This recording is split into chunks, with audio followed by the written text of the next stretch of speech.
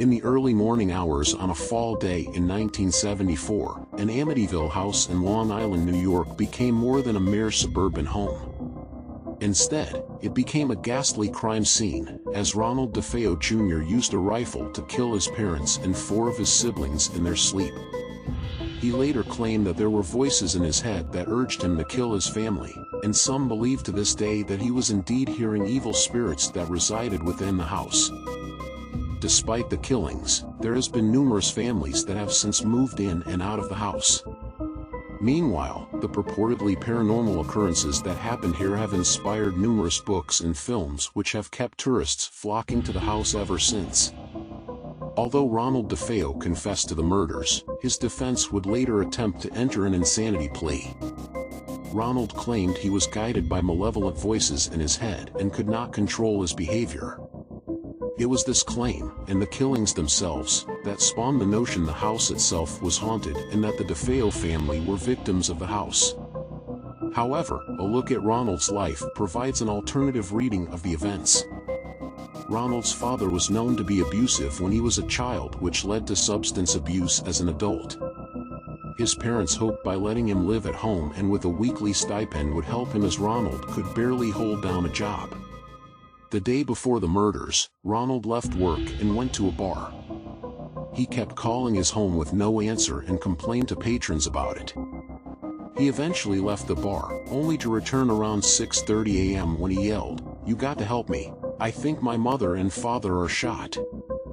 Police found all 6 family members dead in their beds, shot with a rifle at around 3:15 a.m. and positioned on their stomachs. There was no sign of struggle, nor that they were drugged. No local reports of gunshots were made to authorities. Ronald changed his alibi many times, from claiming he was at the bar during the time of the murders to a mob hitman killing his family while forcing Ronald to watch. He eventually confessed that he gunned down his own family and stood trial in late 1975. Although attorney William Weber tried to enter an insanity plea, the prosecution argued Ronald was a mere drug addict who was well aware of what he was doing that night. He was convicted on 6 counts of second-degree murder and sentenced to 6 concurrent sentences of 25 years to life. However, it was not until after the Lutz family moved into the house at the end of 1975 that the purported haunting of the Amityville Horror House allegedly began.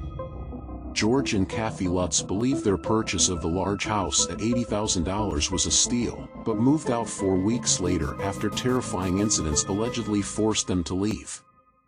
The Lutz family reported several paranormal experiences, including green slime purportedly oozing from the walls, eyes peering into the house from outside, foul odors, and Kathy allegedly levitating in bed. George claimed he woke up at 3:15 a.m. each night, the exact time of killing of the DeFeo family members. Jay Anson's 1977 book titled The Amityville Horror was based on these reported events and served as the basis for the 1979 film of the same name, which was later remade in 2005. The book became a bestseller, while the film grew into a cult classic. As a result, legions of horror aficionados flocked to town.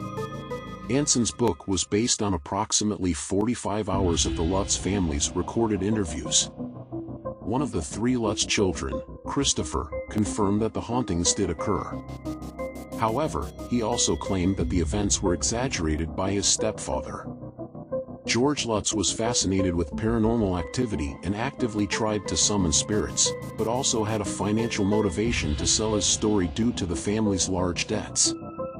The house has changed hands several times since the Lutz family moved out, with no further paranormal activity being reported.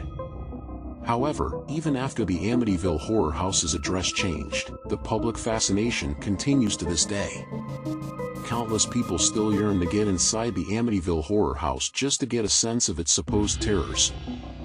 After the Lutz family moved out, the house went into foreclosure in 1977. After many different owners, it most recently sold for $605,000 in 2017. It was later put on the market in 2011 for $1.45 million, but then dropped to $1.35 million. When the owner put the house on the market, she was immediately asked if it was haunted. She explained that ghosts had nothing to do with the sale and that she was merely divorcing her husband. When asked if she had seen the famous film, she said she has only saw parts of it, but that her children see it constantly. Ultimately, the appeal of the Amityville house is largely rooted in the purportedly exaggerated book and its Hollywood adaptations.